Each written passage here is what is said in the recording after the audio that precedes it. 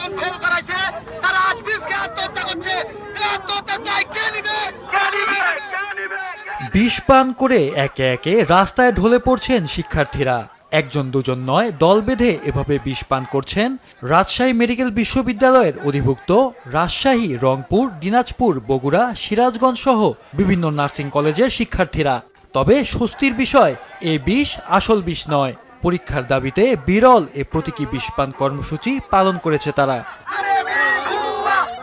তবে শুধু প্রতীকী বিষপান নয়, রাজশাহীতে আজ সড়কের ওপর বসেই প্রতীকী পরীক্ষা কর্মসূচিও পালন করেছেন বৈষম্য বিরোধী নার্সিং অনুষদের শিক্ষার্থীরা। এ কর্মসূচি পালনকালে অতিরিক্ত গরমে তাদের মধ্যে অন্তত 15 শিক্ষার্থী অসুস্থ হয়ে পড়েন। পরে চিকিৎসার জন্য তাদের দ্রুত রাজশাহী মেডিকেল কলেজ হাসপাতালে পাঠানো হয়। 4 জন সুস্থ হয়ে ফিরলেও এখনো ভর্তি আছেন 11 জন।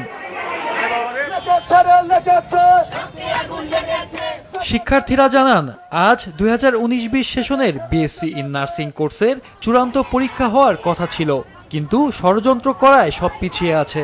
পরীক্ষার কোনো নিশ্চয়তা নেই।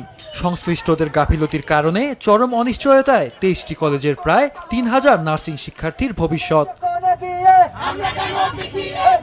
এরপরেই হতাশ হয়ে প্রতীকীভাবে বিষপান করেন শিক্ষার্থীরা। প্রতীকী পরীক্ষা দেওয়া শিক্ষার্থীদের অভিযোগ, এভাবে ইচ্ছাকৃতভাবে তাদের ফেল করানো হয়।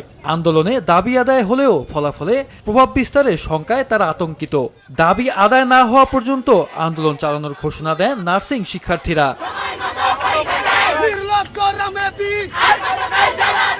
মাহফুজুল হাসান, মাছরাঙা নিউজ ডেস্ক।